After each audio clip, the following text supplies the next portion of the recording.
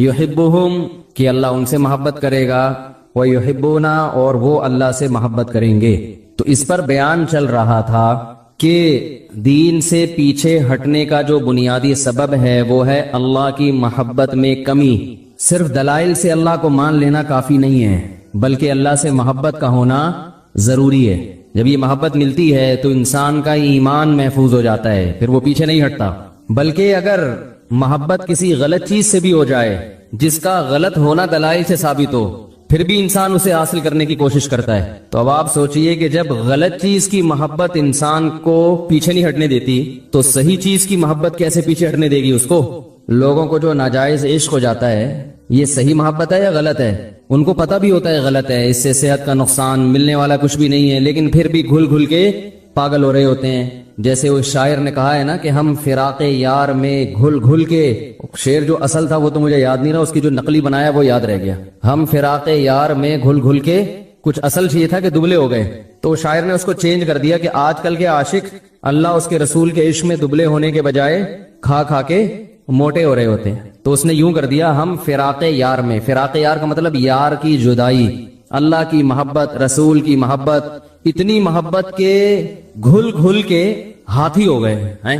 इंसान जब घुलता है तो हाथी भी सिमट के हिरन बन जाता है, लेकिन हम अल्लाह की मोहब्बत में घुल घुल के, बोलो भाई, हाथी हो गए। कह रहे इतने घुले रुस्तम के साथी हो गए। रुस्तम पहलवान और भोलू पहलवान अब आपको देख के शर्म महसूस कर रहे हैं। तो ये भी अल्लाह और उसके रसूल की मोहब्बत का एक स्टाइल है कि आप रसूल के इश्क में खाते ज्यादा हैं, समझ रहे हैं ना? क्योंकि वो नबी की मोहब्बत का जो तरीका आपने इजाद किया, उसमें कसरत से रोजे और कसरत से तहज्जुद के रात को आप अल्लाह के सामने खड़े होकर अपने आप को थकाएं, उससे भी इंसान दुबला हो जाता है ना। क्या हो गया भाई?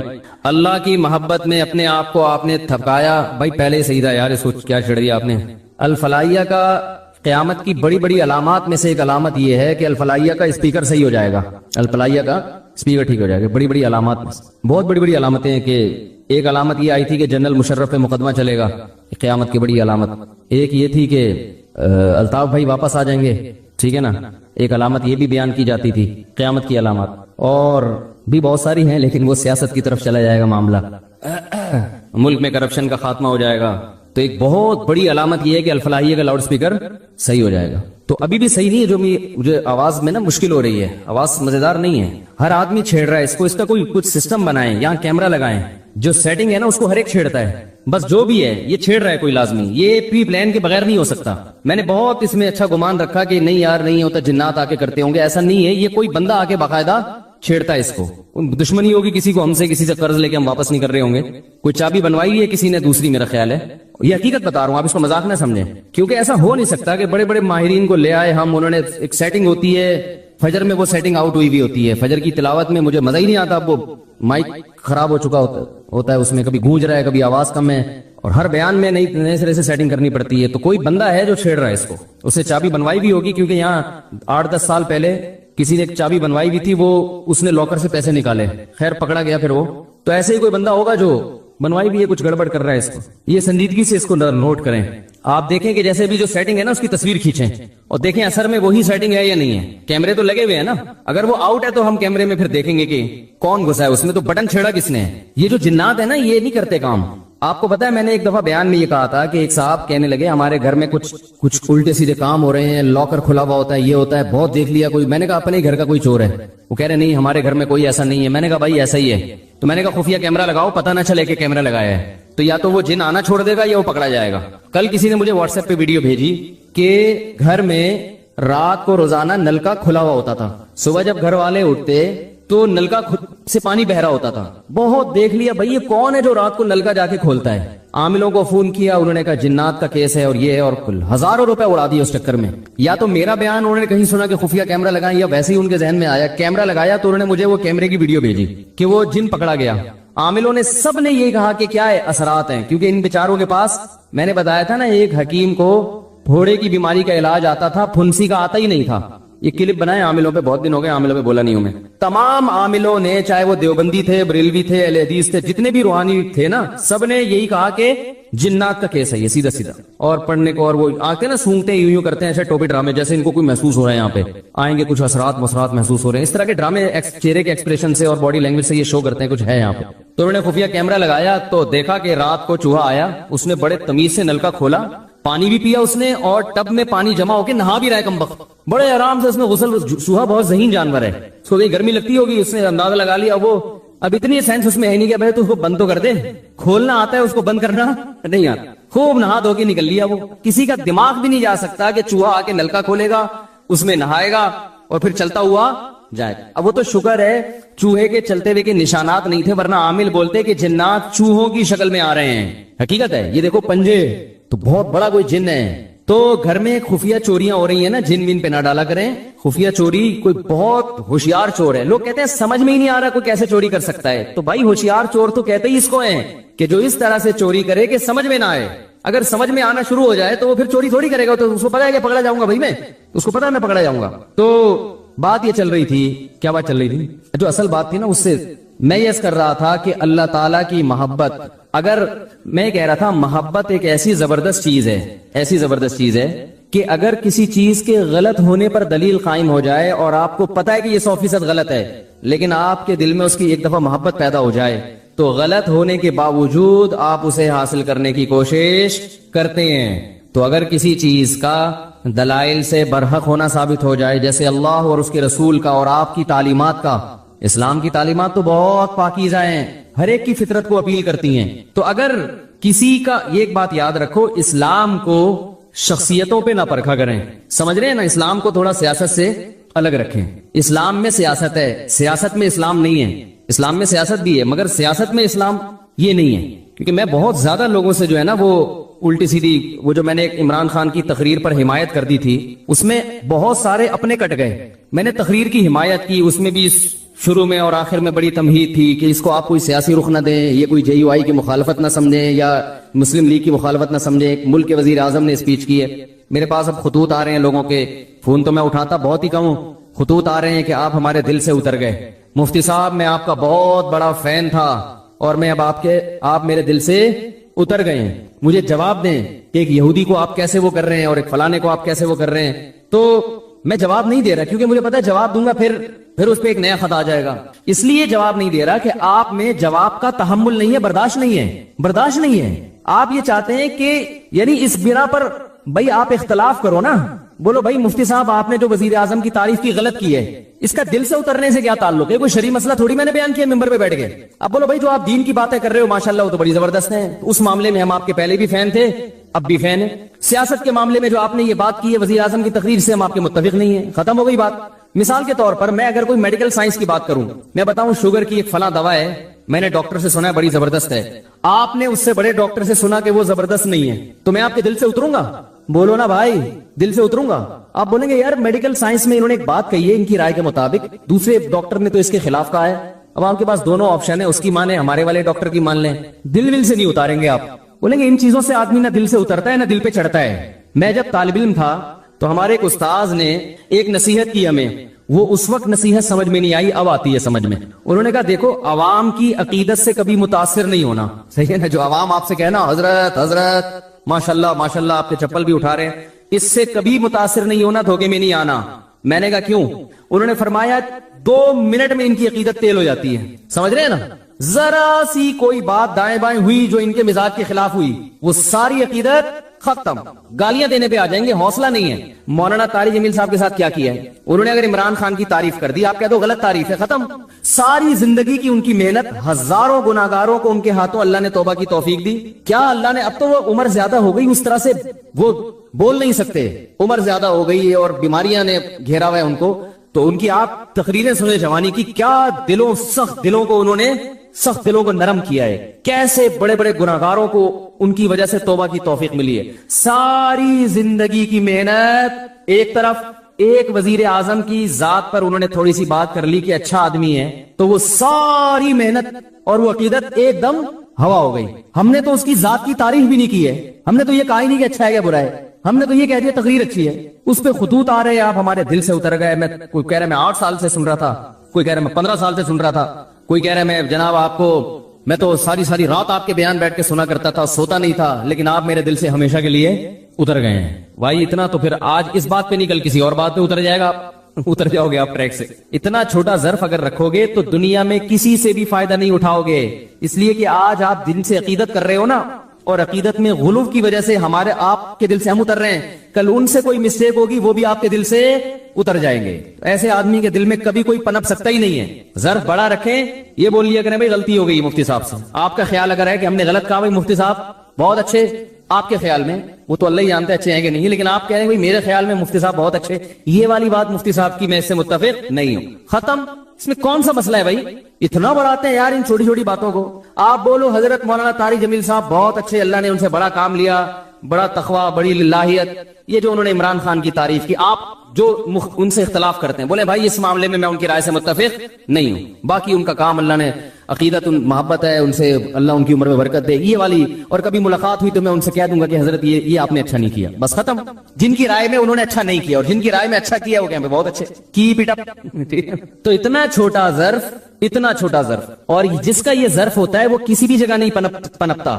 देखो रसूलुल्लाह सल्लल्लाहु अलैहि वसल्लम ने इरशाद फरमाया, खवातीन से खिताब किया कि औरतें जहन्नम में मर्दों से ज्यादा होंगी। खवातीन ने पूछा क्यों?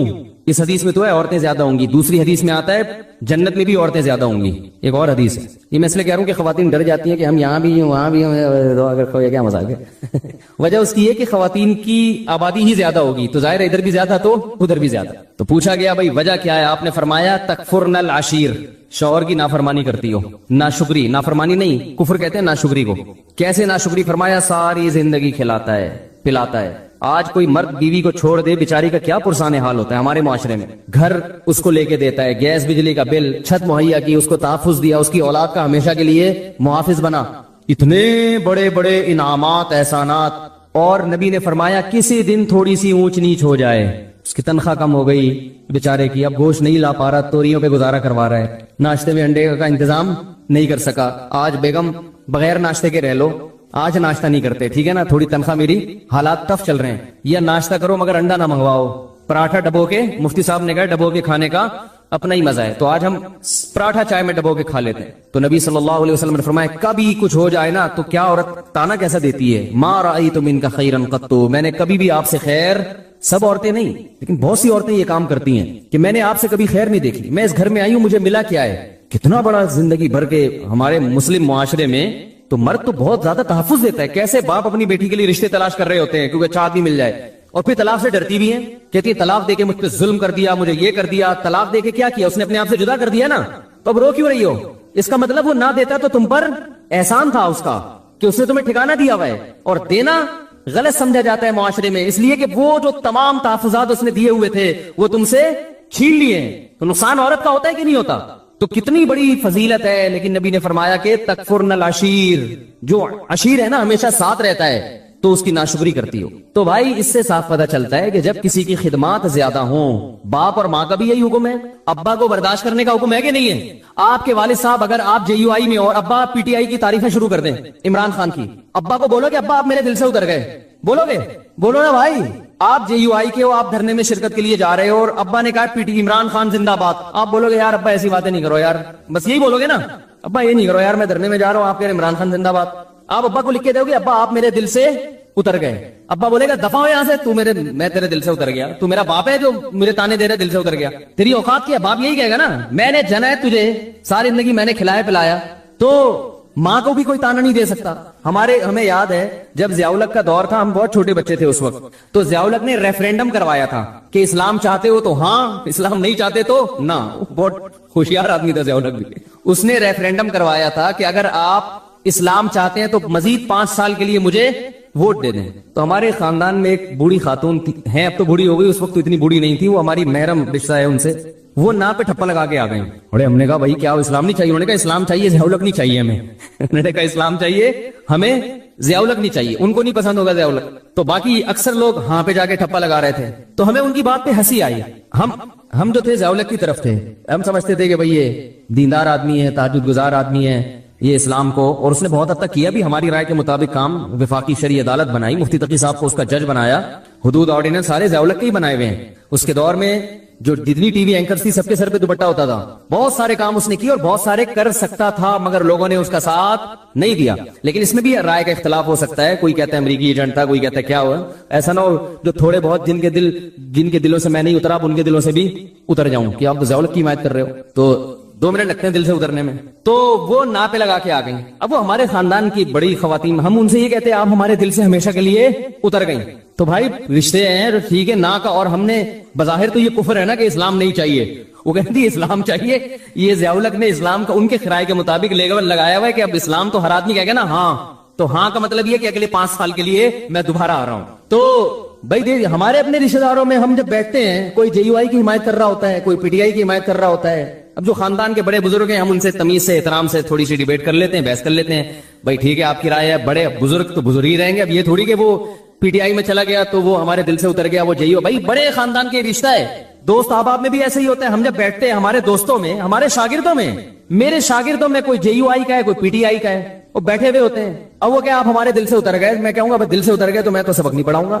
جب تمہارا استاد سے تمہیں عقیدت محبت ہی ختم ہو گئی تو میں تمہیں تفسیر کیوں پڑھاؤں, میں کیوں پڑھاؤں بھائی تمہیں تفسیر. اتنا بڑا تانا تم نے دے دیا کہ آپ اب یعنی آپ ہمیں سمجھ میں ہی نہیں آ رہے نا, تو جب پھر اس سے پڑھو جو تمہیں سمجھ میں آ رہا ہے, جو سمجھ میں نہیں آ رہا اس سے کیوں پڑھ رہے ہو.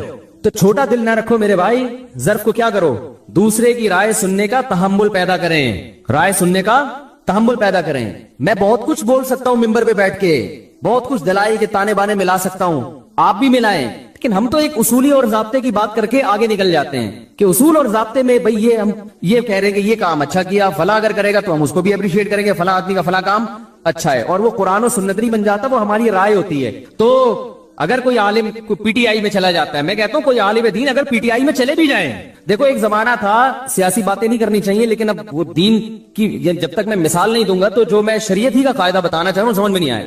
ایک زمانہ تھا کہ ایم کیو ایم بڑے عروج پر تھی, ایک عالم تھے, ان کا ایم کیو ایم میں ایک اسمبلی کے ممبر تھے, ان سے بڑی گہری دوستی, وہ ان سے بڑے جا کے بڑی اچھی طرح سے ملا کرتے تھے اور بڑی گہری دوستی. کسی نے اعتراض کیا کہ حکمرانوں سے تعلق ہے بھائی, کہ جب بھی اسمبلی کا ممبر آئے گا اور یہ جناب اس سے بڑے اچھے طریقے سے ملیں گے, اس کو چائے بھی پلائیں گے, یہ تو چاپلوسی کر رہے ہیں, یہ کیا کر رہے ہیں, یہ تو چاپلوسی, حکمرانوں کی چاپلوسی. تو میں نے ان سے کہا, میں نے کہا بھائی دیکھو ایک جب کوئی بھی حکومت میں ہے تو اس کے خلاف چلو گے تو آپ اپنے کام نہیں نکلوا سکتے, اور اگر آپ اس سے دوستی لگا کے بہت سارے دینی کام کروا سکتے ہیں اس سے, تو یہ چاپلوسی نہیں ہے, یہ شریعت میں عین مطلوب ہے. چاپلوسی حکمرانوں کی وہ حرام ہے جو اپنی ذات کے لیے ہو, قوم کے لیے ہے, ملک و ملت کے لیے, تو یہ چاپلوسی نہیں ہے, یہ تو اخلاق ہے. اور شریعت نے ہمیں حکمرانوں کے احترام کا حکم دیا ہے, ان کو ذلیل کرنے کا حکم نہیں دیا, اس لیے کہ قومی اتحاد جو ہے نا, اتحاد وہ جب ہی ہوتا ہے کہ جب سب ایک امیر پر متفق ہو, تب ملک پاورفل بنتا ہے, تب اس وقت طاقتور بنتا ہے ملک. آپ درجنوں سیاسی اختلاف کریں تو اگر کوئی کسی اسمبلی کے, میں اس لیے کہہ رہا ہوں حضرت مولانا طارق صاحب جا کے بیٹھے ہوئے ہیں کسی حاکم کے پاس, اس کی تصویریں آ رہی ہیں, نیچے جھوٹی حدیثیں اور اسلاف کے واقعات کے, جو حکمرانوں سے ملتا ہے وہ یوں ہے تو وہ یوں ہے تو فلانا ہے. بھائی جو اپنی ذات کے لیے ملے, اپنی ذات کو پروموٹ کرنے کے لیے, اور جس کے پیچھے مقصد ہو, جس کے پیچھے ایک قوم کی خدمت ہو, تو اس کے لیے بالکل جائز ہے. اور یہی کام جب آپ کرتے ہیں تو وہ حلال ہوتا ہے, دوسرا کرے تو وہ کیا ہو گیا, وہ ناجائز ہو گیا. کوئی اصول ہی نہیں ہے, کوئی ضابطہ ہی نہیں ہے کسی بھی چیز کا. تو خلاصہ یہ نکلا کہ تھوڑا سا ظرف کو بڑا رکھیں, اختلاف رائے کا تحمل کریں کہ اس کی یہ رائے ہے, ہماری. دیکھو یہ ہمارے اکابر میں اس سے بھی بڑے بڑے اختلافات ہوئے ہیں. فلاں کو وزیر اعظم بننا چاہیے کہ نہیں بننا چاہیے, فلاں حقدار ہے یا نہیں, یہ کم درجے کا اختلاف ہے. کنٹری بننا چاہیے نیا یا نہیں بننا چاہیے, یہ زیادہ بڑا اختلاف ہے. کیا خیال ہے؟ جب ہندوستان کے 2 ٹکڑے ہو رہے تھے, مولانا حسین احمد مدنی رحمہ اللہ تعالیٰ کی رائے یہ تھی کہ ہندوستان کو 2 ٹکڑوں میں تقسیم, بولو بھائی, نہیں ہونا چاہیے. ان کی رائے تھی, ان کے پاس اپنے دلائل تھے کہ زیادہ مسلمان انڈیا میں ہیں, یہاں تھوڑے ہیں. تو ایک بڑی ان کے پاس ایک دلائل تھے. مولانا اشرف علی تھانوی رحمہ اللہ تعالیٰ, مولانا ظفر احمد عثمانی رحمہ اللہ تعالیٰ کی رائے یہ تھی کہ بننا چاہیے ملک.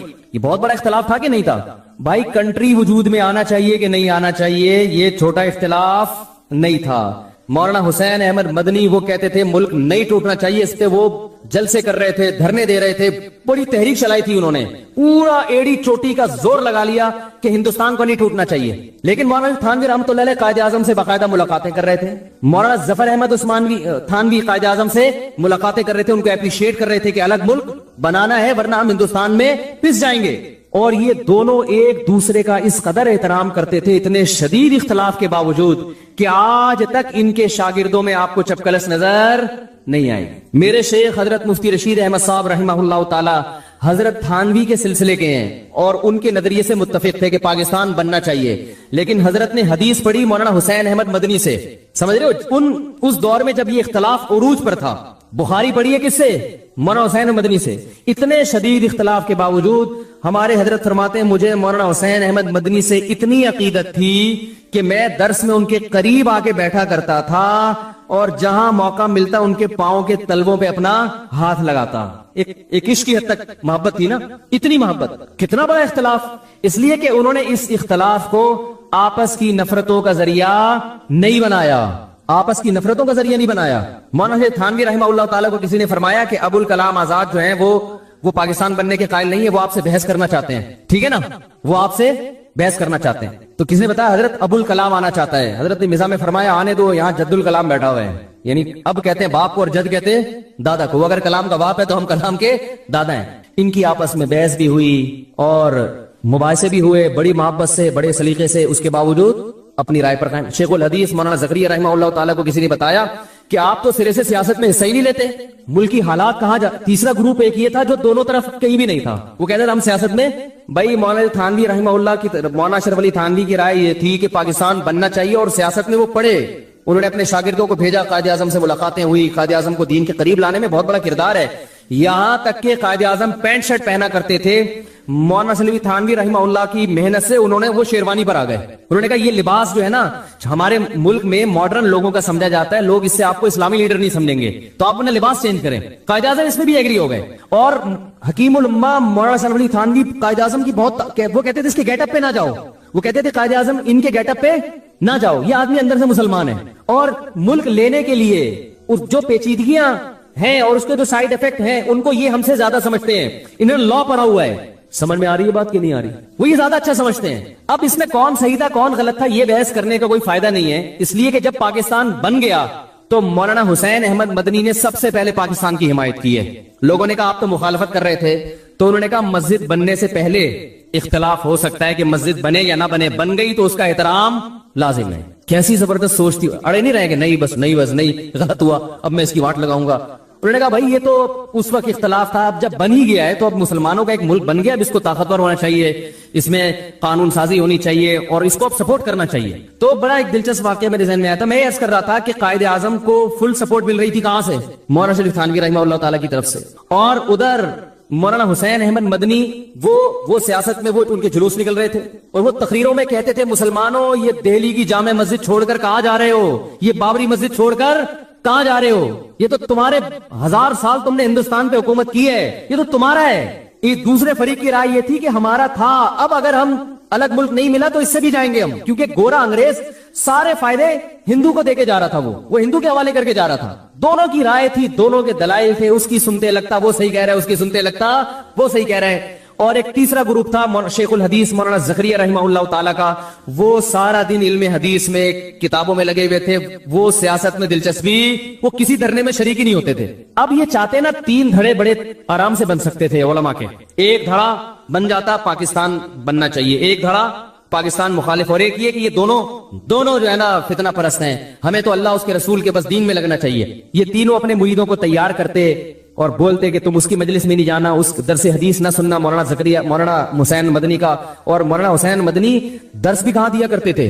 مسجد نبی میں نبی صلی اللہ علیہ وسلم کے روضہ اطہر کے سامنے بیٹھ کے پوری دنیا سے لوگ آ کے ان کا بخاری کا درس سنا کرتے تھے. یہ اتنا یعنی علم حدیث پہ عبور تھا کہ نبی صلی اللہ علیہ وسلم کے روضہ اطہر پہ درس دیا کرتے تھے بیٹھ, کئی سال درس دیا انہوں نے. تو اب یہ تینوں حضرات اگر اپنی نیچے عوام کی تربیت یوں کرتے, شیخ الحدیث مولانا زکریا رحمۃ اللہ علیہ کہتے نہ تھانویوں کے پاس جاؤ, ان کے پاس جب جا کے دیکھو کہ پاکستان بنے گا, بن کے رہے گا, پاکستان بن کے رہے گا. نہ مدنیوں کے پاس جانے کی ضرورت ہے, تم علماء ہو, تمہارا کام کیا ہے؟ حدیث پڑھو, قرآن پڑھو, فقہ پڑھو, یہ تمہارا کام ہے, قریب بھی ان کے پھٹکنے کی اجازت نہیں ہے. کیا خیال ہے بھائی؟ اور مدنی گروپ کہتا ہے کہ یہ مسلمانوں کو مروا رہے ہیں, یہ الگ ملک بنا کے یہ سارا ہندوؤں کے حوالے کر کے مروا رہے ہیں. ان کی یہ ورڈنگ نہیں تھی, ان کا یہ تھا میری رائے ہے. یہ دوسروں پہ تہمتیں نہیں لگائی انہوں نے. اگر تہمتیں لگانا شروع کر دیتے نا کہ ان کی نیت ہی غلط ہے, معاملہ پھر خراب ہوتا ہے. معاملہ جب خراب ہوتا ہے جب آپ دوسرے کی نیت پہ डाका डालना शुरू कर दें, ये बंदा ही गलत है, ये इनकी नीयत, भाई नीयत कैसे, कोई कुरान में थोड़ी लिखा हुआ है कि पाकिस्तान बनना चाहिए कि नहीं बनना चाहिए, ये तो राय है ना, तो दो राय बन सकती है। तो उन्होंने ये नहीं कहा कि इनकी नीयतें ठीक नहीं है, ये तुम्हें मरवाना चाहते हैं, ये है ही गलत लोग, ये तो पहले ही सूफी टाइप के लोग हैं, खानकाएं चलाने वाले लोग हैं, तो तुम्हें मरवा देंगे। तो किसी ने तभी तीनों फरीकों में आपस में आज तक मोहब्बत कायम। तो शेखुल हदीस से किसी ने कहा कि आप तो जलसों में जाते नहीं, धरनों में जाते नहीं, और आप वो अपने शागिर्दों को भी मना करते थे कि मत जाओ वरना इल्म के नहीं रहोगे। किसी ने कहा मौलाना हुसैन मदनी तो करते हैं, तो उन्होंने कहा मौलाना हुसैन अहमद मदनी जैसा हौसला हम में नहीं है, वो सियासत में पूरी तरह उतर के भी इल्म से पीछे नहीं हटे। उन्होंने कहा इतनी किताबें वो रोजाना पढ़ा रहे हैं, इतने तहकीकी काम उनके हो रहे हैं, और जलसों में शिरकत भी, धरनों में शिरकत भी, ये हौसला अल्लाह ने हर एक को नहीं दिया। अजीब, देखो कैसा। तो अपने शागिर्दों का ये जहन बनाया जिसकी वजह से आज भी उनके शागिर्दों में आपस में मोहब्बत है। हमारे हजरत तो उन्हीं के शागिर्दों में से थे ना, तो मौलाना हुसैन मदनी रहमतुल्लाह से भी मोहब्बत करते थे, और हजरत हकीम उल उम्मा के सिलसिले के तो यानी इनको खिलाफत मिली हुई थी। तो अब जो सिस्टम चल रहा है, अब इतने बड़े इख्तलाफ नहीं, अब उससे छोटी नौई। इमरान खान की तारीफ कर दी थी मौलाना तारिक जमील साहब ने, तो अब वो 3 तोए में शरारत है, ऐसे भी कुछ मैसेज आ रहे हैं कि तोए जिस नाम में भी होगा उसमें क्या है। मुझे मैसेज आया कि जिस मौलवी के नाम में तोए होगा वो शरारती होगा। एक तारिक जमील, एक तारिक मसूद, एक ताहिर अशरफी, उन्होंने एयरपोर्ट पे जाके इस्तेमाल कर लिया था ना, तोए नहीं होना चाहिए नाम में। मैंने कहा फिर जोए से नाम रखा करो। तो भाई ये गाड़ी है KJJ 5640, गलत पार्किंग कर दी, इसको सही कर लें 5640। तो भाई इतना बड़ा इख्तलाफ हुआ, आपस में नफरतें नहीं फैली, अब बहुत छोटे छोटे इख्तलाफ हो रहे हैं, और इतना ज्यादा। देखो मैं एक बात कहता हूं, अपने सियासी लीडर से अकीदत मोहब्बत जरूर करो, आपको जो समझ में आता है। अगर आपको धरना समझ में आ रहा है आप धरने में जाओ, अगर आपको नहीं समझ में आ रहा आप नहीं जाओ। लेकिन इन सियासी कायदीन के चक्कर में आपस में एक दूसरे को दिल से मत उतारो। कोई भरोसा नहीं है कल ये लीडर आपस में बैठ के चाय पी रहे हो और हम आपस में लड़ लड़ के एक दूसरे को दूर कर चुके हों। माजी में क्या ऐसा हुआ नहीं है? ये सियासी लीडर कुफर के फतवे लगा रहे होते हैं एक दूसरे पे। मैंने खुद जलसों में तकरीरें सुनी है, वो काफिर, वो यहूदी, वो फलाना, थोड़े दिन में उसी के साथ गले मिल रहे हैं, फूल पहनाए जा रहे हैं, हाथ मिलाए जा रहे हैं, उसको मुकम्मल सपोर्ट कर रहे हैं। ये तो होता है, हर लीडर के साथ होता है, हर लीडर, और हो रहा है, अब तो माजी से देखते आ रहे हैं। तो मैं तलबा से कहता हूं JUI और PTI के चक्कर में आपस में नफरतें पैदा मत करो, तुम क्लास फैलो। ये दौर जिंदगी में दोबारा कभी नहीं आएगा। 8-8 साल इकट्ठे पढ़ते हैं, इतने आपस में मोहब्बतें होती हैं, और JUI और PTI के चक्कर में गालियां। मैं उनसे कहता हूं कल कहीं ऐसा ना हो मुस्तकबिल में कि दोनों लीडर बैठे हुए वसी कौम के वसीतर मफाद में चाय पी रहे हो। फिर जब आप बोलोगे यार आपने हमें तो बर्बा दिया, उसको बोल दिया था यहूदी का बच्चा है वो, और आपने उनको बोल दिया था वो चोर है, वो डीजल चोरी करता है, वो ये करता है, वो करता है, अब आप इत्तेहाद कर रहे हैं। तो कहेंगे कौम के वसीतर मफाद में, कौम के वसीतर मफाद में हमें ये बिलाखिर हमारा तो बेड़ा गर्क कर दिया ना। कितने लोग हैं, मैंने वो बयान किया था एक कहीं वो छोटा सा वो, तो 5000 सब्सक्राइबर एक दिन में मेरे चैनल से भाग गए 5000। वो मैंने वो तंजानिया में था, मैंने थोड़ा सा एक बयान कर दिया था कि वो पता नहीं वो PTI के बारे में कि ये इमरान खान ने ये वाला काम अच्छा कर दिया, बस इतना कह दिया था। 5000 एकदम से शॉर्ट मार्केट्स, ये वो सारे थे जिनके दिल से हम उसी वक्त उतर गए। तो यार इतना छोटा दिल रखोगे, इतनी अकीदत मोहब्बत नहीं करो अपने लीडरों से, इतने अच्छे नहीं है, ये बता दूं मैं आपको। कोई भी इनमें इतना अच्छा नहीं है, चाहे कोई भी हो, बहुत अच्छा कोई भी नहीं है, ध्यान में रखना, ठीक है, बहुत बुरा भी नहीं है। जितने ये एक दूसरे पे इल्जाम लगाते हैं उतने बुरे ये दोनों नहीं है, ये बता दूं मैं। ना इमरान खान यहूदियों का एजेंट है, ना मौलाना फजलुर रहमान इतने बुरे जितना उनको कहा जा रहा है, लेकिन इतने अच्छे भी नहीं है जितना आप अकीदत मोहब्बत में घुसे चले जा रहे हो। थोड़ा सा वापसी का ऑप्शन रखो। बाकी वजीर आजम ने जो अच्छा काम किया हम उसको अप्रिशिएट करेंगे, करते रहे, आइंदा भी करेंगे। कल आप वजीर आजम बन गए, आप अगर कोई खानदानी काम, हम तो नवाज शरीफ को अप्रिशिएट किया था जब उसके दौर में एटमी धमाका हुआ था, भाई काम अच्छा हो गया था, खानदानी मुल्क एटमी पावर बन गया, और क्या चाहिए भाई आपको, जबरदस्त काम हो गया था। तो उस वक्त तो आपने नहीं कहा कि ये क्या बात है, आप ऐसे आदमी को अप्रिशिएट कर रहे हो जो इतने डॉलर खा गया। भाई हमने डॉलर खाने पर थोड़ी अप्रिशिएट किया है, कह रहे माशाल्लाह एटमी धमाका करके काम क्या किया है, खानदानी काम किया। तो कहां से कहां बात चली गई। फिर भी आप गौर और तहकीक करके एक को सपोर्ट करें, पूरे दलाइल के साथ, जज्बात से हटकर, तकरीरों से मुतासिर ना हो। तकरीरों का मतलब सियासी लीडर जो एक दूसरे के खिलाफ तकरीरें करते हैं, खुद इंसाफ का सहारा लेके, ला यजरिमन्नकुम शनआन कौमिन अला अल्ला तादिलू, ऐ ईमान वालों किसी कौम से दोस्ती तुम्हें बेअदली पे मजबूर ना करे। ऐसा ना हो कि अकीदत मोहब्बत में हद से तजावुज करना शुरू कर दो।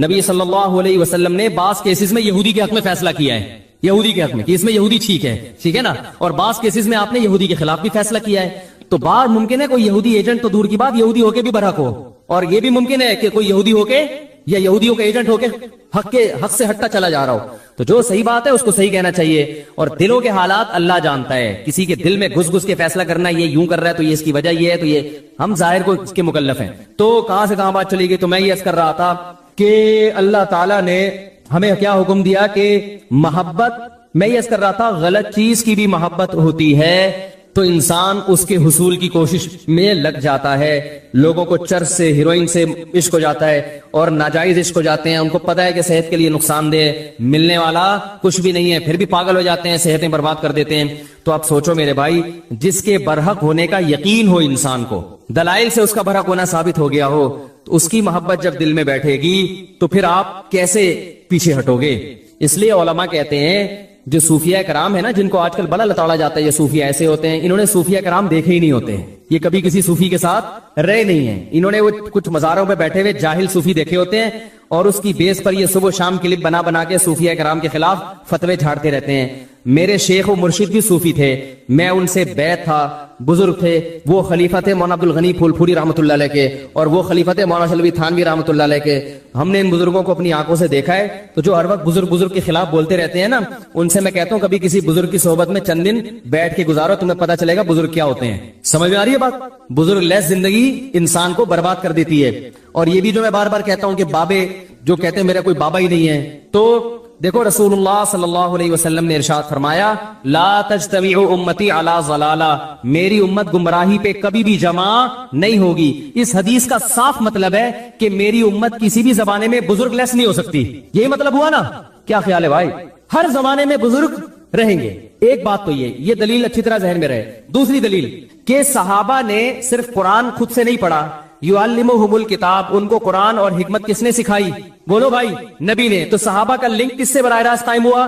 نبی سے. تو کیا صحابہ کے بعد کوئی بخاری مسلم خود یا قرآن خود پڑھ کے پورا اسلام سمجھ سکتا ہے, پوری ہدایت پہ آ سکتا ہے؟ قرآن میں یہ نہیں ہے کہ اللہ نے, نبی نے صحابہ کو حدیث بتائی ہے, یعلم سکھائی ہے. سیکھنا تربیت کو کہتے ہیں, ٹریننگ. صحابہ نے حدیثوں کا علم بھی حاصل کیا اور ساتھ ساتھ پیغمبر سے سیکھا بھی ہے. آج اگر کوئی کہتا ہے میں براہ راست پیغمبر سے سیکھتا ہوں, تو سوال پیدا ہوتا ہے وَيُعَلِّمُهُمُ الْكِتَابَ وَالْحِكْمَةَ, کہ نبی ان کو کتاب اور حکمت باقاعدہ سکھائیں گے. تو نبی کا کنیکشن صحابہ سے براہ راست ہوا ہے, تب صحابہ ہدایت پہ چلے ہیں. اور تابعین کا پھر کس سے ہوا؟ بولو نا بھائی, صحابہ سے. جب تابعین کا صحابہ سے ہوا, وہ بھی اس لیے کہ جب صحابہ براہ راست نہیں سیکھ سکتے تھے, ان کے لیے رجال چاہیے نا, رجل چاہیے, نبی. تو تابعین کو بھی رجال چاہیے کہ نہیں چاہیے؟ وہ رجال کون ہے؟ اب نبی تو نہیں رہے, نبی سے سیکھے ہوئے لوگ موجود ہیں, جن سے اب کون سیکھے گا؟ تابعین سیکھیں گے. اور انہوں نے سیکھا. تبھی تابعین کی جب بھی ہم سیرت پڑھتے ہیں, فلاں کی اتنے سال صحبت اٹھائی, فلاں کے پاس اتنے سال رہے, ورنہ وہ بھی حدیثوں کی کتاب جمع کر کے پڑھنا شروع کر دیتے. کسی کی صحبت میں رہنے کی ان کو کیا ضرورت تھی؟ پھر تابعین کے بعد تبع تابعین. یہ اہل حق کا جو سلسلہ ہے, روحانی باپ دادا ان کو کہا جاتا ہے, یہ سلسلہ قیامت تک چلتا رہے گا. اس سلسلے میں گمراہ لوگ بھی پیدا ہوں گے, لیکن اگر اہل حق پیدا ہوں گے تو وہ بھی اسی میں پیدا ہوں گے, اس کے علاوہ نہیں ہو سکتے. نہیں یاری میرا خیال ہے بات سمجھ. اس سلسلے سے جو ہٹے گا نا, وہ کبھی بھی ہدایت پہ نہیں ہو سکتا, چاہے وہ بخاری مسلم کے صبح شام حوالے دے دے کے آپ کو الو بناتا رہے بیٹھ کے. اس کا مطلب وہ غلط تشریح کر رہے ہیں حدیثوں کی, وہ ہدایت پر نہیں ہے. اب میں ان گمراہ لوگوں سے مطالبہ کرتا ہوں کہ اپنے روحانی باپ دادا کا سلسلہ پیش کرو. وہ کہتے ہیں امام بخاری, وہ کہتے ہیں امام ترمذی, 8 سے 1100-1200 سال پہلے چلے جاتے ہیں. اس کا مطلب یہ ہے کہ 1500 تقریباً 1200 سال سے امت بزرگ لیس چلی آ رہی ہے نا, جبکہ یہ صحیح حدیث کے, بولو بھائی, خلاف ہے. یہ تو حدیث میں تو بزرگ لیس امت ہوگی نہیں. سلسلہ میں آپ کو 10 دفعہ اپنا سلسلہ بتا سکتا ہوں الحمدللہ, کہ میں نے کن علماء سے علم حاصل کیا, حدیث کس سے پڑھی, حدیث کا سلسلہ محمد صلی اللہ علیہ وسلم تک پہنچاؤں گا, تفسیر کا سلسلہ محمد صلی اللہ علیہ وسلم تک پہنچاؤں گا. میں جو قرآن پڑھتا ہوں تجوید کے ساتھ, وہ سلسلہ نبی صلی اللہ علیہ وسلم تک پہنچاؤں گا.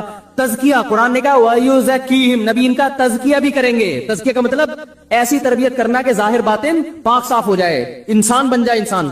یہ تزکیہ میرا ہوا کہ نہیں ہوا یہ تو میں نہیں دعویٰ کرتا, لیکن تزکیہ کی کوشش ہم نے کن بزرگوں سے کی, ان بزرگوں کا سلسلہ, پھر ان کے بزرگ کون تھے, ان کے کون تھے, یہ میں محمد صلی اللہ علیہ وسلم تک پہنچا سکتا ہوں. تو ہم ان گمراہ لوگوں سے یہ کہتے ہیں کہ آپ ایک دم جو اٹھ کے آگے 15ویں صدی میں, اور آپ قرآن و حدیث کے نام پہ آپ کہتے ہیں فلاں بابا بھی ایسا, وہ فلاں بھی ایسا, وہ فلاں بھی ایسا. پھر ہم کہتے ہیں صحیح سچی مچی کے بابے کون ہیں, وہ تو بتا دو نا.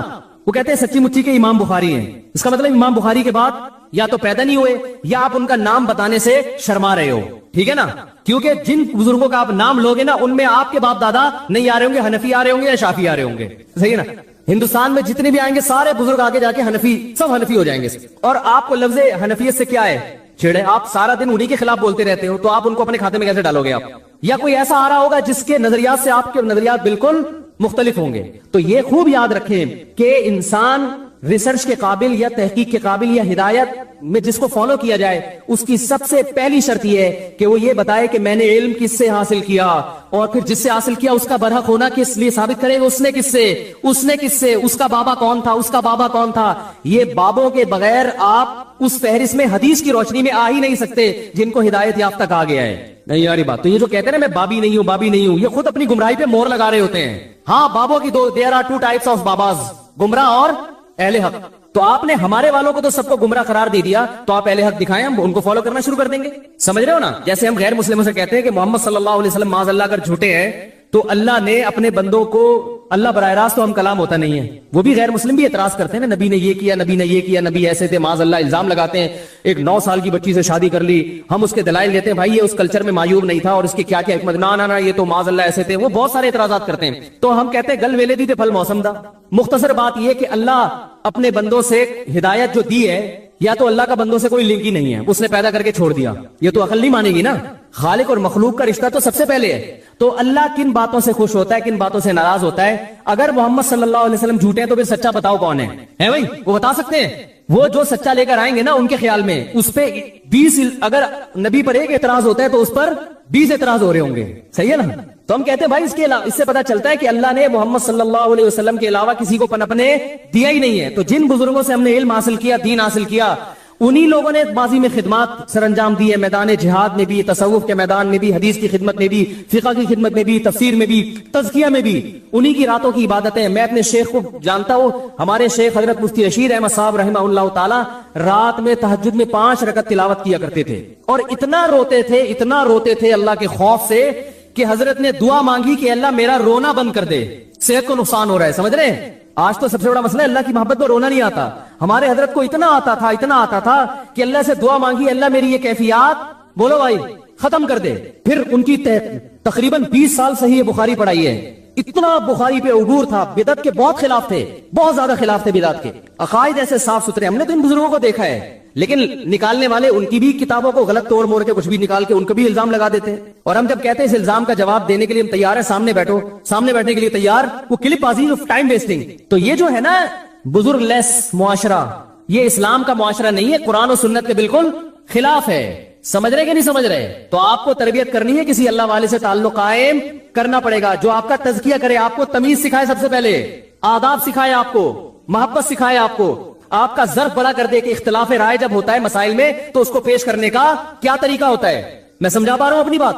تو ہم نے جن بزرگوں کو دیکھا, جن اکابر کو دیکھا, ہم نے ان میں اللہ کا خوف پایا. ہمارے حضرت رحمہ اللہ تعالیٰ کا تقوی ایسا مشہور تھا کہ ان کے بارے میں مشہور تھا کہ کوئی ایڑی چوٹی کا زور لگا دے, کوئی چیز اگر ناجائز ہے نا وہ ان سے کروا نہیں سکتا. جس چیز کا ثابت ہو گیا نا کہ یہ کیا ہے, غلط ہے شریعت میں. اور بہت سی چیزوں میں انہوں نے اپنے بزرگوں سے اختلاف بھی کیا ہے, وہ ہم بھی کرتے ہیں. ان کی رائے اگر بدل گئی تو انہوں نے کہا ٹھیک ہے, لیکن احترام کے ساتھ. انہوں نے فتوے نہیں لگائے.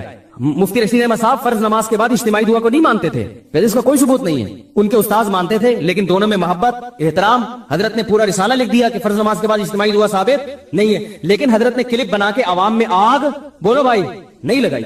تنزیہ جملے لکھ کے جو لوگ دعا مانگ رہے ہیں ان کو ان کی نفرت ہے کہ ان کو تو کچھ بھی نہیں آتا.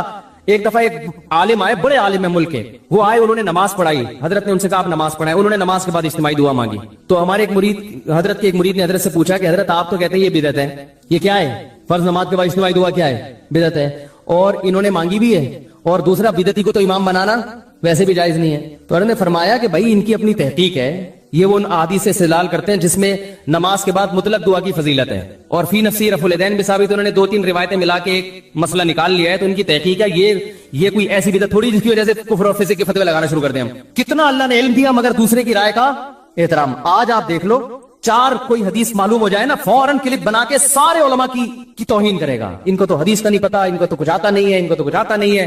और इन लोगों के जो मुरीदीन है वो जितना बाबा परस्त होते हैं, अपने बाबे को जितना फॉलो करते हैं ना हर चीज में, उतना हम अपने बाबों को फॉलो नहीं कर। हम तो बहुत सारी चीजें ऐसी है जो मैं मुफ्ती रशीद अहमद साहब की इतनी तारीफें करके भी उनकी हर बात से मुत्तफिक नहीं थी, उनके हर फतवे पे हम फतवा नहीं देते, लेकिन एहतराम करते हैं, भाई उनकी राय थी हमारी राय है।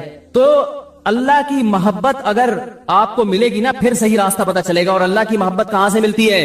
बोलो भाई, अहलुल्लाह की सोहबत से मिलती है। तो बुजुर्गों से ताल्लुक कायम करना पड़ेगा आपको, आपके बाप को भी करना पड़ेगा। इसके बगैर आपका दीन खुश्क दीन होगा, उसमें चाशनी नहीं होगी। हदीसों के नंबर आपको याद हो जाएंगे, रफुल दैन के झगड़े बहुत अच्छी तरह से याद हो जाएंगे, आमीन टांगे चौड़ी टांगे पतली, रफुल दैन करना है नहीं, ये बहुत मास्टर हो जाओगे। लेकिन नमाजों से खुशू खुजू खत्म हो जाएगा। आप कह सकते हैं अरब में तो ये नहीं होते बुजुर्ग, वहां भी होते हैं, इस्तिलाह नहीं है बुजुर्ग की। बिन बाज बहुत बड़े मुत्तकी परहेजगार आलिम थे, उन्होंने कई साल अपने उस्ताद की सोबत उठाई है, फिर वो उनके नाइब बने हैं। और उनके जो खास शागिर्द थे उन्होंने कई साल उनकी सोबत उठाई है, फिर वो उनके नाइब बने हैं। इस्तिलाहात में थोड़ी पढ़ना चाहिए, बुजुर्ग को बुजुर्ग कह दो, मुत्तकी कह दो, बाबा कह दो, नेक कह दो, पीरो मुर्शिद कह दो, कुछ भी कह दो, नामों में नहीं रखा। असल तो हकीकत देखी जाती है। तो जो भी अल्लाह की मोहब्बत पैदा करना चाहता है उसे अल्लाह वालों से ताल्लुक कायम करना पड़ेगा। रब का वजूद एक हकीकत है, और खुदा की कसम इस्लाम का मुझ पे और आप पे ये एहसान है कि अगर जो इस्लाम को फॉलो नहीं करते वो खुदाओं को मानते हैं मगर झूठे खुदाओं को मानते हैं। वो ऐसा खुदा की अकल नहीं मानती कि वो खुदा हो सकते हैं। इस्लाम वाहिद वो मजहब है जो आपको सच्ची मुच्ची के खुदा का तारुफ करवाता है, वो ओरिजिनल खुदा का बताता है आपको।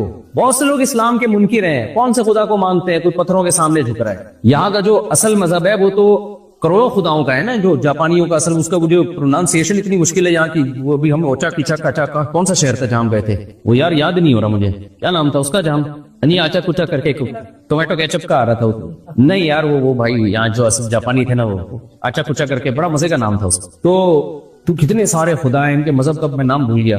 जो पुराना कदीम बुद्धिस्ट तो बाद में आए ना, तो वो उससे पहले का जो मजहब था उसमें हजारों खुदा हैं। इधर का खुदा अलग है, उधर का खुदा अलग है, उधर का खुदा अलग है, उधर का खुदा अलग है। हिंदुओं के अलग टाइप के खुदा हैं, इतने सारे भगवान, उनके कंफ्यूजन है, इससे थोड़ी सुकून मिलेगा। कुरान ने क्या कहा है? दरबल्लाहु मसलन रजुलन फीही शुरकाउ मुतशाकिसून व रजुलन सलमन लिरजुल। बताओ एक शख्स है जिसका एक माबूद है, उसे उस माबूद को खुश करना क्या है? आसान है। और एक है जिसके हजारों मौलाएं, हजारों आका हैं, तो कौन सुकून में होगा भाई? उनका उधर का शादी कराने का देवता अलग है, बच्चा पैदा करवाने का देवता अलग है, रिस्क का देवता अलग है, बीमारी को सेहत देने का देवता बोलो अलग है, 20 किस्म के देवता है। हम कहते हैं हमारा रब सिर्फ वही है जिसने इस कायनात को कलमा कुन की ताकत से बनाया, व इन्ना लमूसिऊन, और इस कायनात को फैलाता चला जा रहा है। वो कुरान से पता चलता है कायनात रुकी भी नहीं है, ये फैल रही है। हमारा रब वो है जिसने पानी के कतरे में ऐसे सॉफ्टवेयर इंस्टॉल किए कि वो माँ के रहम में जाते हैं और उसमें आंख, नाक, कान, दिल, दिमाग, जिगर बनना शुरू। हम सिर्फ उस खुदा को मानते हैं, उसके अलावा जितने भी हैं वो क्रिएटेड है, वो मखलूक है, वो खालिक नहीं है, वो माबूद नहीं है, वो सब हमारी तरह के मोहताज इंसान है। या अय्युहन्नास अंतुमुल फुक़राउ इलल्लाह, ए लोगो तुम सब के सब अल्लाह के दर के फकीर हो, मोहताज हो। वल्लाहु हुवल गनियुल हमीद, एक अकेला अल्लाह है जो गनी है, बेपरवाह है, काबिल तारीफ है, उसे किसी की जरूरत नहीं है। कितना क्लियर कॉन्सेप्ट है या नहीं है? ये इस्लाम में ही मिलेगा आपको, इस्लाम के अलावा या तो इस्लाम है या एथियज्म है, जो खुदा के ही मुनकिर हैं। वो तो बहुत बड़ी हमाकत वाला काम कर रहे हैं कि बनाने वाले का इनकार कर दिया। तो मजहब में आपके पास मेरे भाई इस्लाम के अलावा कोई ऑप्शन बोलो ना नहीं है। वो कितना अल्लाह ने एहसान किया कि आपको मुसलमान पैदा करके ये आजमाइश से बचा लिया अल्लाह ने आपको। तो वजह इसके कि इस नेमत पे कदर करके यहाँ लोगों में दावत देते, उनको मुसलमान बनाने की कोशिश करते, उनको इधर लाने के बजाय खुद ही उधर को खिसकना शुरू कर देते हैं। यारिफून नेमत अल्लाह, अल्लाह कहते हैं ये अल्लाह की नेमत को पहचानते हैं, उसके बाद नाशुक्री करते हैं। तो इसलिए अल्लाह की जो ताकत और कुदरत है उस पर ईमान लेकर आए, अल्लाह के एहसानात का इस्तेहजार किया करे। गैर मुस्लिम जब खाना खाता है अल्लाह का शुक्र अदा नहीं करता। थैंक यू एक दूसरे को बहुत कहा जाता है। अब किसी को कोई चीज है थैंक यू, वो वापस करेगा थैंक यू। हमारे यहाँ जो देसी लोग हैं उनमें थैंक यू की थोड़ी सी कमी है। ऐसी चीजों की ज्यादती है जो नहीं होनी चाहिए। वो ज्यादती किन चीजों की फिर कभी मिलेंगे तो बताएंगे आपको। इन थैंक यू के बजाय वहां तो यानी उल्टा काम चल रहा है। तो इस्लाम ने हमें कितना हम पर एहसान किया कि अल्लाह का हमें तारुफ करवाया। फिर मजे की बात ये कि दुनिया में बहुत से लोग हैं जो गॉड को मानते हैं, सिर्फ मुसलमान ही नहीं और एक खुदा को मानते हैं। مذہب میں تو ایسے نہیں، لیکن انڈیویجولی ایسے بہت سارے لوگ آج بھی دنیا میں ہیں، سائنسدانوں میں بھی ہیں، پروفیسروں میں بھی ہیں، وہ کہتے ہیں کہ ہے خدا ہے، ہم مانتے ہیں کہ یہ خدا ہے، یہ خود بخود کائنات نہیں بن سکتی. ہر قوم میں ایسے سائنسدان لوگ موجود ہیں، وہ کسی مذہب کو فالو نہیں کرتے، لیکن وہ یہ مانتے ہیں کہ بنانے والا کوئی ہے، یہ خود بخود نہیں ہو سکتا. لیکن وہ یہ پتہ ہے کیا کہتے ہیں، ایسے لوگ بھی آپ کو گمراہ کر سکتے ہیں کہ ہے نا، لیکن مسلمانوں کا اللہ ہے، ہم اس کو کیوں مانیں؟ بھائی کوئی ہے کریٹر، ہم یہ کیوں مانیں کہ وہ مسلمانوں کا اللہ ہے؟ بھائی گاڈ ہے، وہ خدا ہے. تو جب بھی کوئی ایسا وسوسہ دماغ میں آیا کرے نا، شیطان یہ وسوسے ڈالتا ہے، انسان بھی ڈال سکتے ہیں، تو یہ جواب دیا کرے شیطان کو اور انسان کو. ان سے کہا کریں بھائی ایک گاڈ وہ ہے جو گونگا بہرا ہے، سمجھ لیں، اور ایک گاڈ وہ ہے جو کہتا ہے میں نے آدم کو مٹی سے بنایا، ان کی پسلی سے اماں ہوا کو بنایا، ان دونوں کے ملاپ سے انسانوں کو میں نے بھر دیا، اور میں نے موسیٰ کو کلیم اللہ بنایا، میں نے ابراہیم کو خلیل اللہ بنایا، میں نے یعقوب، یوسف علیہ الصلوۃ والسلام، ان پیغمبروں کو انسانوں کی ہدایت کے لیے بھیجا، میں نے انسانوں کو لاوارث نہیں چھوڑا، ان کی ہدایت کے لیے میں نے 4 مشہور آسمانی کتابیں آسمان سے نازل کی، تورات، زبور، انجیل، قرآن، ان کے نام بھی بیان کر رہا ہے قرآن، اور یہ ساری ڈیٹیل. پھر ان میں اس نے لکھ دیا کہ میں ان چیزوں پہ خوش ہوتا ہوں، ان چیزوں سے ناراض ہوتا ہوں، اور یہ بھی بتاتا ہے میں نے تمہیں پیدا کیوں کیا، تمہارا اصل ویژن ہونا کیا چاہیے. اتنی ساری چیزوں میں ہمیں وہ گائیڈ کر رہا ہے. وہ یہ بھی بتا رہا ہے کہ عبادت کے لائق کون ہے، اس نے بھی بتایا حج کا کیا طریقہ ہے، نماز کا کیا طریقہ ہے، زکوٰۃ کا کیا طریقہ ہے، مر جاؤ گے تو وراثت کیسے ڈیوائیڈ ہوگی، شوہر کے بیوی پہ، بیوی کے شوہر پہ کیا حقوق ہیں، والدین کے کیا حقوق ہیں، بھائی بہنوں کے کیا حقوق ہیں. پوری ایکسپلینیشن وہ پیغمبروں کے ذریعے اور کتابوں کے ذریعے کر رہا ہے. تو اگر یہ سچی مچی والا خدا نہیں ہے تو جھوٹی موٹی والا جو تمہارا سچی مچی والا ہے، تو وہ جھوٹی موٹی والے خدا کے خلاف آواز کیوں نہیں اٹھاتا؟ تو ہم گونگے بہرے خدا کو مانیں یا اس خدا کو مانیں جو ہمیں گائیڈ کر رہا ہے؟ افمن یہدی الی الحق احق ان یتبع امن لا یہدی الا ان یہدی. کیا زبردست آیت ہے سورہ یونس کی. اللہ فرماتے ہیں بتاؤ وہ زیادہ اتباع کے حقدار ہے جو تمہیں گائیڈنس دے رہا ہے، یا وہ جس کو خود گائیڈنس کی ضرورت ہے، اس کے پاس کوئی ہدایت ہی نہیں ہے؟ کس کی بات کو مانو گے؟ دیکھو آپ نے کسی سے راستہ پوچھا کہ بھائی میں نے فلاں جگہ جانا ہے، اس کا راستہ کیا ہے؟ وہ ایک بندہ کھڑا ہوا راستہ بتا رہا ہے، یہاں سے مڑیے، یوں جائیے، سیدھے ہاتھ پہ، پھر الٹے ہاتھ پہ، پھر گولے گڈھے والا آئے گا، ہم تو کراچی کے حساب سے بتائیں گے نا راستہ، پھر تھوڑے جائیں گے تو ادھر رشید برگر والا آئے گا، یہاں لوگ مجھے تھوڑے بات لمبی ہو جائے گی، تو رشید برگر والا آئے گا، پھر الٹے ہاتھ پہ نلی بہاری، یہ جا کے آپ انڈا موڑ پہنچ جائیں گے. ایک آدمی آپ کو ٹریک پورا نا سمجھا رہا ہے، پورا تمیز سے لوکیشن بتا رہا ہے. دوسرا بھی وہاں کھڑا ہوا ہے، آپ اس سے پوچھتے ہیں بھائی کیسے جانا ہے، وہ چپ بول نہیں رہا، حالانکہ اس کی زبان بھی ہے بولنے کے لیے، ہونٹ بھی ہے، پوری باڈی ہے، کوئی شاپ میں بھی نہیں گیا ہوا، کوئی دھماکہ ہوا ہو قریب میں، ایک دم شاپ میں چلا گیا، چپ کھڑا ہوا ہے وہ. تو آپ مجھے بتاؤ کس کو فالو کرو گے، جو ہدایت دے رہا ہے یا جو گونگا بن کے بت بن کے کھڑا ہوا ہے؟ کس کو فالو کرو؟ جو بتا رہا ہے فی الحال آپ کے پاس اس کے علاوہ کوئی آپشن ہوگا؟ آپ بولو گے بھائی مجھے تو یہی بتا رہا ہے، میں تو یہی. تو اسلام کے علاوہ کوئی آپ کو ہدایت دیتا ہے ہی نہیں. اسلام کے علاوہ کوئی بتاتا ہی نہیں ہے کہ شراب اچھی چیز ہے کہ بری چیز ہے. کوئی بتا سکتا ہے؟ اسمبلی میں جو لوگ جائیں گے اگر وہ سارے شرابی ہوں گے تو شراب اچھی لیگل ہو جائے گی، اگر وہ شراب کو برا سمجھتے ہوں گے تو شراب کیا ہو جائے گی؟ انلیگل. ایک زمانے تک ہومو سیکسولیٹی بہت بری چیز تھی جب یہ کامن نہیں تھی. 1990 تک امریکہ میں ہومو سیکسولیٹی ایک دماغی بیماری سمجھی جاتی تھی، پرلے درجے کا پاگل آدمی سمجھا جاتا تھا. لیکن جب یہ چیز پھیل گئی، اسمبلیوں میں بھی ایسے لوگ پہنچ گئے، تو اب یہ کیا ہو گئی؟ یہ صرف لیگل نہیں ہوئی بلکہ ہیومن رائٹس میں شامل ہو گئی. تو یہ ہمیں بتائیں گے بھائی یہ تو خود ہدایت کے قابل ہے. فمن یہدی الی الحق احق ان یتبع من لا یہدی الا ان یہدی. قرآن کہہ رہے جو خود ہدایت کے لائق ہو وہ تمہیں گائیڈ کرے گا. انسان ہدایت کے لائق ہے، ہدایت یافتہ ماں کے پیٹ سے پیدا نہیں ہوتا، تو انسان انسانوں کو گائیڈ نہیں کر سکتا. انسان کو گائیڈ وہ کرے گا جس نے انسان کو پیدا کیا، اور وہ گائیڈنس اسلام کے علاوہ کسی اور کے پاس نہیں ہے. میں سمجھا پا رہا ہوں اپنی بات؟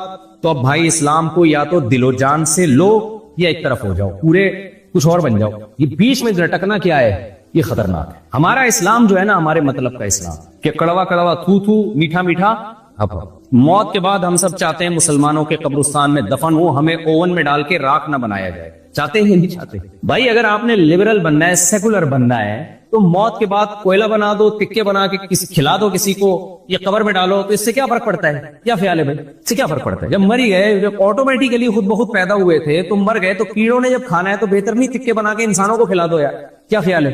ارشاد بھائی غلط تو نہیں کہہ رہا؟ پھر اس میں کیا اتنا وہ کہ بھائی ایک دفعہ کسی نے ہم سے سوال پوچھا کہ جو ہے وہ چائنا میں نا جو ماں کی جو دودھ ہوتا ہے نا اس کو ڈبوں میں پیک کر کے وہ خشک کر کے باقاعدہ بچوں کی فیڈ کے طور پر کمپنیاں اس کو بیچتی ہیں, ڈبوں میں بک رہا ہوتا ہے. تو ہم سے سوال پوچھا کہ یہ جائز ہے ناجائز؟ ہم نے کہا یہ حرام ہے, ناجائز ہے.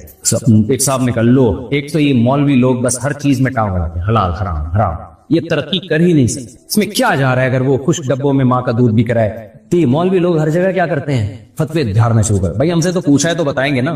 تو میں نے کہا کہ یہ ڈبوں کا ترقی سے کوئی تعلق ہے؟ بولو. اس سے کہ یہ جو جاپان میں جو سائنسدان پیدا ہوئے ہیں اس لیے ہوئے کہ ماں کا دودھ ڈبوں میں بکتا تھا, اس کا ترقی سے کیا تعلق ہے؟ بھائی اخلاقیات سے اس کا تعلق ہے. فقہاء نے لکھا ہے کہ انسانی جسم کے سے جو چیز بھی مکرم اور محترم چیز ہوتی ہے وہ بازاروں میں بکنے کے لائق نہیں ہے, انسانیت کی توہین نہیں ہے. وَلَقَدْ كَرَّمْنَا بَنِي آدم, ہم نے بنی آدم کو بہت زیادہ عزت دی ہے. پوری کائنات اللہ نے انسان کے لیے بنائی ہے. یہ اسپیئر پارٹس اس کے بکیں گے نہیں. تبھی یہ جو ڈونیشن کر کے بیچ رہے ہوتے ہیں نا گردے وردے, حرام ہے, ناجائز ہے. یہ اسپیئر پارٹس کی دکان تھوڑی ہے کہ ادھر سے گردہ اٹھا کے وسیم کو 1 کروڑ میں بیچ دیا اور ادھر سے جناب اپنا پتا نکال کے سلیم کے پکڑا دیا. تھوڑے دنوں میں کیا ہوگا, وہ اسپیئر پارٹس کی دکان ہوگی.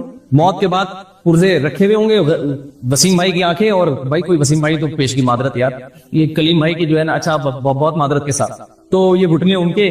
اچھا تو اب کیا کروں, وہ کریکٹر یہی ہوتے ہیں نا. جاپان میں کچھ اور نام ہوں گے تو مجھے بتائیں جی. تو یہ سب یہ اسپیئر پارٹس کی دکان تھوڑی ہے انسان کو, کیونکہ اگر آپ نے اس کو بالکل ہی صرف انسانیت کی خدمت ہی دیکھنی ہے کہ یہاں سے اٹھا کے اس کو بیچ دو, تو بھائی پھر دفنانے کی ٹینشن کی کیا ضرورت ہے؟ پھر تو کسی کے کام آ جائے تو اچھا نہیں ہے, تو مر جائے تو بھائی اس کو گوشت کھلا دو. اب تو مر گیا, ویسے بھی کیا کرنا ہے, تازہ تازہ ہے, ابھی تازہ تازہ مرا ہے ڈبوں میں پیک کر کے. کل آج ماں کا دودھ ڈبوں میں پیک کر کے بک رہا ہے, کل گوشت بھی بک سکتا ہے. اور دوسری بات یہ کہ اسلام میں جس ماں کا دودھ آپ نے پیا ہو اس کا بہت بڑا حق ہے.